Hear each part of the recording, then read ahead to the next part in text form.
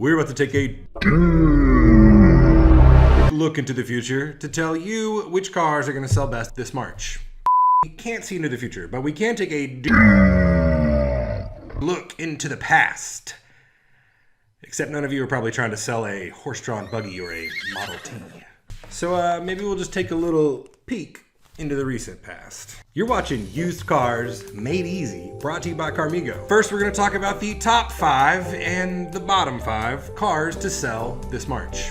Then we're going to take a look into our crystal ball to see what the future holds for the used car market. Plus, gas prices. They have an outsized effect on car sales. And as always, this ain't no guarantee. It's simply a prediction based on our internal marketplace data as well as external used car industry data. The only thing I can guarantee is that if you're looking to sell a car, Carmigo can make it easier. All right, let's get to it. The reason you're here, the 5 best cars to sell in March. And we'll get to the 5 worst cars to sell in March as well. We're gonna start off with the green light cars. If you've got one of these cars, you've got the green light to sell this month. All right, here we go. First up, trucks are back, baby. Number 1, Ford F-150. Number 2, Chevy Silverado. We're talking little Silverados and big Silverados. Number 3, the Toyota Camry. Number 4, the Toyota 4Runner. And number 5, just mid-sized sedans in general. Here's your red light cars. If you've got one of these bad boys, either wait a little bit to sell it or just go into it knowing these are getting lower offers and fewer offers in the marketplace right now. So, first up, Tesla. Number 2, Ford Maverick. Number 3, Ford Bronco. Number 4, any luxury car really. And number 5, Kia Souls.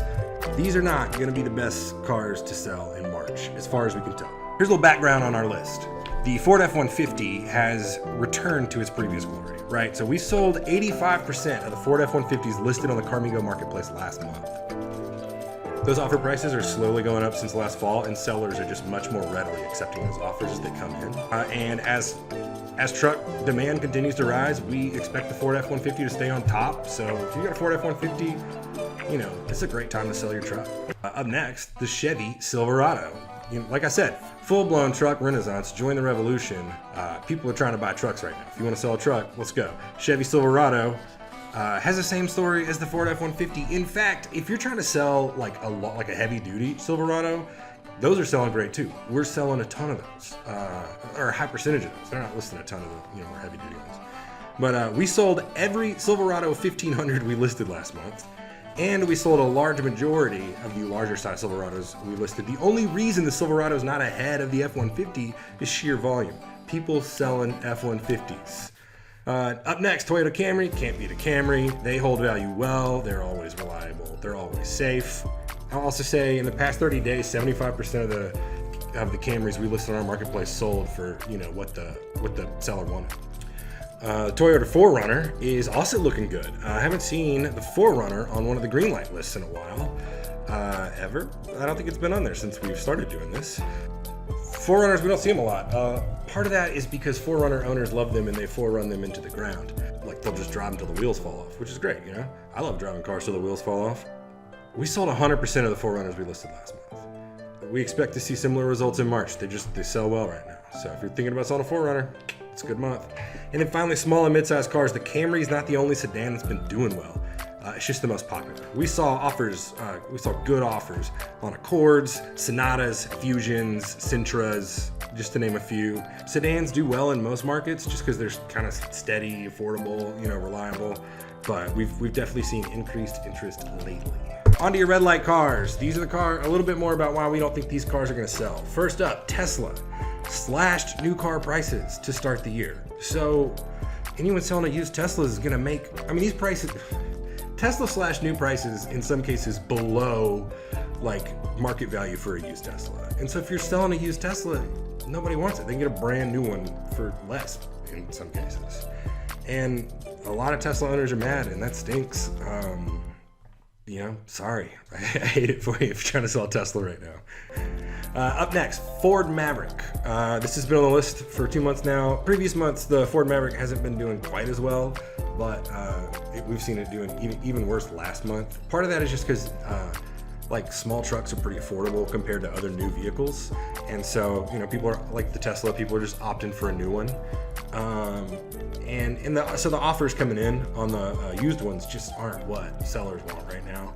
And that's just simply, the response to the current market we're in and into the big demand for larger trucks. Up next, Ford Bronco. Broncos were selling like gangbusters when they first come out.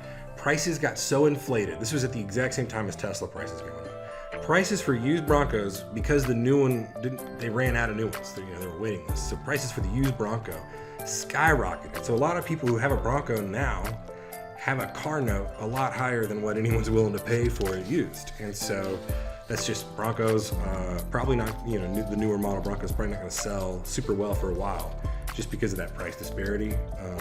Buyers aren't willing to offer what sellers need to get out of their Bronco loan.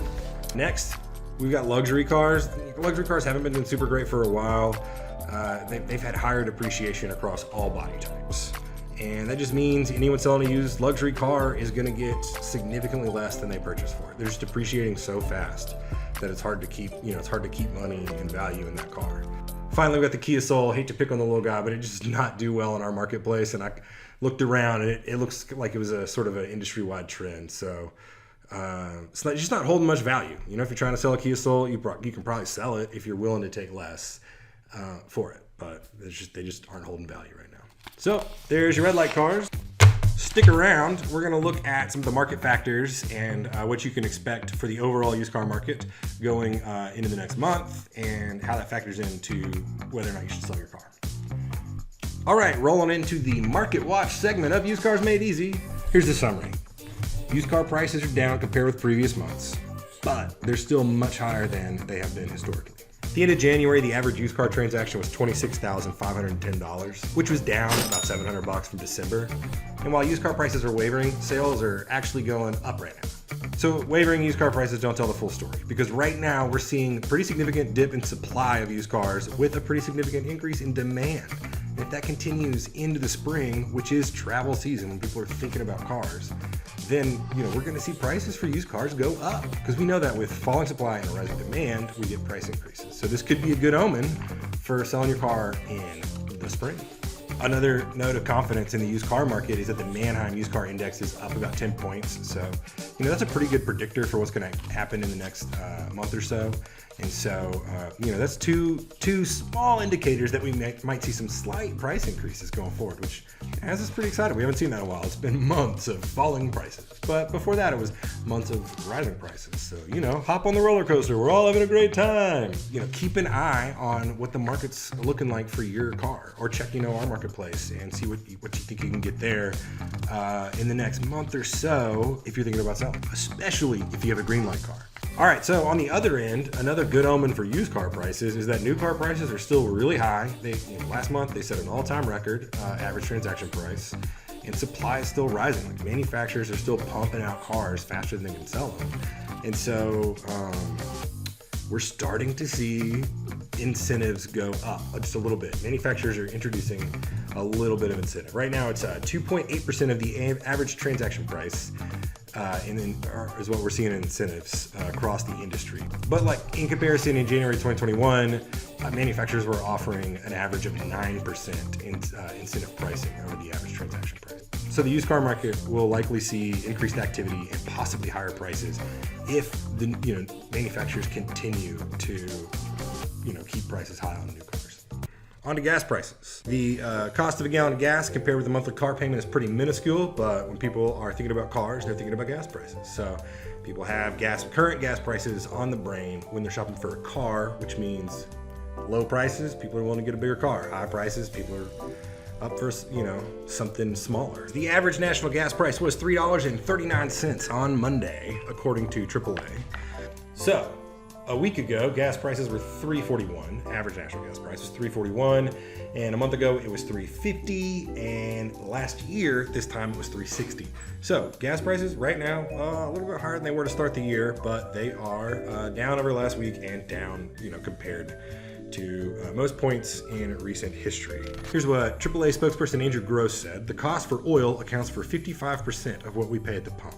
So higher or lower oil costs will play a major role in the price we pay when fueling up. And we are seeing a drop in oil prices." That said, gas demand has increased slightly over the last week. And overall, gasoline stocks decreased by about 1.8 million barrels last week. So, you know, maybe prices are going to go up just a little bit. And with that, we've seen a big rise in demand for larger vehicles. You know, SUVs, even larger ones are selling fine. We sold some Suburbans last month, and you know, F-150s and Chevy Silverados are just flying off the shelves right now. So we're definitely seeing people not worried about gas prices as much when they buy a car. Finally, we're going to talk about should you sell. Is this the month? Is March the month for you to sell? Well, here's the pros. Used car prices are higher than they were in 2021, and then, you know, going back in time forever before that. And new car prices are too expensive. They're pricing out a lot of buyers. So we could see a little more wiggle room for people trying to sell a car to get a little more money for it. The cons for selling your car this month: prices are lower than they were in the summer, so it's gonna feel kind of bad, you know, especially if your neighbor sold their car last summer and got a ton of money for it. And then the other con is if you wait too long, manufacturers may discount, you know, new car prices. And also, if you sell your car now and you're looking for a new car, that's going to cost a lot of money. But used cars are really reasonably priced right now, so you know you could definitely sell a car, buy another, like a newer used car, and come out looking good.